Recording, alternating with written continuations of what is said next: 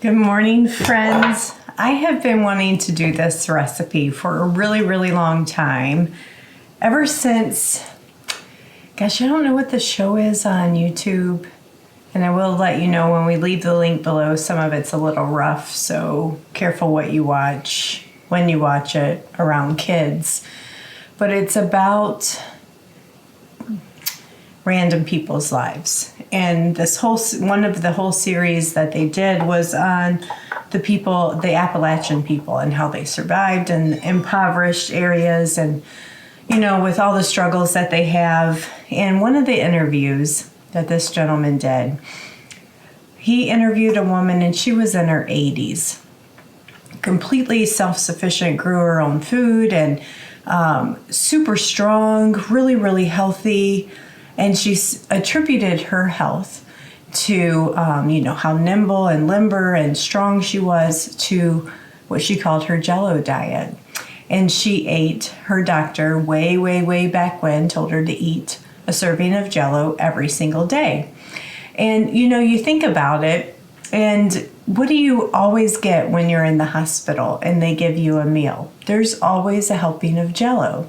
So there's got to be something to that. I know that there is because I've done my research on the benefits of gelatin in our diet. But how can you do that with all keep it clean? So I bought myself my own gelatin, beef gelatin from pasture grass-fed beef. And we are going to make our own strawberry Jello. So I'm going to bring you guys down here with it. It might be a fun thing that you can do, if you're an older generation like I am, or you have kids at home and you want to make a healthier version of store-bought box Jello. It's very economical and you can have a lot of freedom in how you flavor it and how you serve it, how you sweeten it. So come down here and we're going to make some Jello and go on our own little Jello diet together. So this is the brand that I bought. I just bought this off Amazon. I will leave a link below. Pasture-raised grass-fed beef gelatin and just all the happy fun things. So what we're using today is strawberry juice. We juiced a bunch of extra strawberries that we had, and this has just been frozen for some time down in the freezer, so I pulled that out. But you need 4 cups of juice. This isn't going to quite make 4 cups of juice, but it is quite concentrated. I have this little bit left over strawberry jam, so I'm just going to add and this is, I believe, Pomona's pectin jam, so it is lower sugar content. I am going to add both of these to my 4-cup measuring cup and just add water to bring it to 4 cups.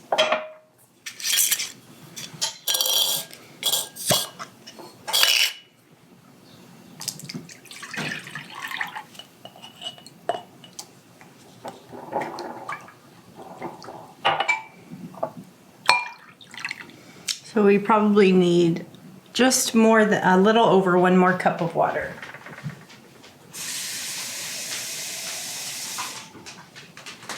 So when you make jelly, you really cook that down, so that's quite concentrated too. So let's get this up to 4 cups, a little bit more. All right, right there.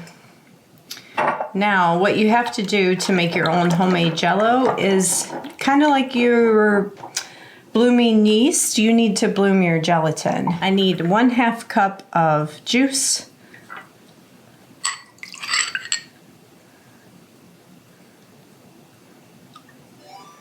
And then we will take 2 tablespoons of gelatin. Oh, not that one, this one. And I'm just gonna use my little tiny whisk and whisk this in. And we're gonna let it do its thing for probably 5 to 10 minutes. And we're gonna come back and take the next step together. This will get nice and thick, and that's basically what you mix into the rest. Okay, I'm just gonna add my juice, leftover juice, diluted strawberry jam, which I think is just going to be fun to have those natural strawberry chunks in my Jello. And this is what the gelatin looks like after it's bloomed. Nice and thick. So we're just going to bring this up to medium heat. So what I did for you guys is I opened up, can you guys see this? It's the back of the label of a box of strawberry Jello. Ingredients. Just take note, no strawberry. Sugar, gelatin, adipic acid, artificial flavor, disodium phosphate, sodium citrate, fumaric acid, and the red color 40. So, no strawberry. I thought that was interesting. But, so that was, I think, 7 or 8 ingredients. This is basically 2 ingredients. We added a little water, but it's basically strawberry water. And of course, there was a little sugar for the sweetener. So 3 ingredients in the Jello, so I'm not, or in my jam, so I'm not adding any more sweetener. Now, if you're doing this at home with, you know, just straight strawberry juice, it's going to be dependent on what you desire for sweetness and how sweet the fruit juice already naturally is.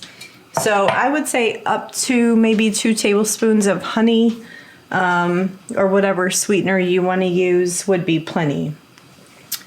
What else to share with you? Oh, benefits of gelatin. So store-bought Jello really isn't that great for you. All the junk that's in there, the added artificial sweeteners, the added sugar, kind of outweighs the benefits of what you're supposed to be getting from eating gelatin. So doing it in a more natural way, you're going to gain more of those benefits. But why I'm doing it? Bone health, skin health, and brain health. 3 really, really good reasons to take gelatin. So as we age, our skin gets thinner, our bones get more fragile, your tendons and ligaments get weaker, which is why older people often tear things easier when they slip and fall. My hair gets more fragile, so I'm going to just do it for those benefits. It isn't lots of studies out there, so just do your own research. We're going to incorporate this into our daily diet. Another neat study was it can actually be an appetite suppressant too. Not necessarily suppressing your appetite because it's almost completely 98 to 99% of a protein source, not a complete protein, but a protein source. It helps you feel full longer, like proteins would. So when this comes up to heat, I'm going to add my bloomed gelatin and we're going to whisk that together. I'm going to turn the volume down on you guys or play some fun music so you don't hear that scraping. And then once it's all dissolved, we're going to portion it off and put it in the fridge for 4 hours. And then I'm just going to whisk this till it's all dissolved. So I always have these little containers. You could use little jelly jars though, or you could use, an 8x8 pan. Maybe you have some fun jelly molds in your house for like mock gummy bears, things like that. And we're gonna just use these. And they say, I researched it real quick for you guys. How much is a serving size? 1/2 cup is a serving size. So I think if I fill these up, it will be a portion for both Todd and I, close to it anyway. And this is a great, especially if you don't add any added sugar, it is a great keto-friendly recipe for any of those on a keto diet. I am not on a keto diet, but it is definitely keto-friendly, but not vegetarian-friendly for those that are vegetarians.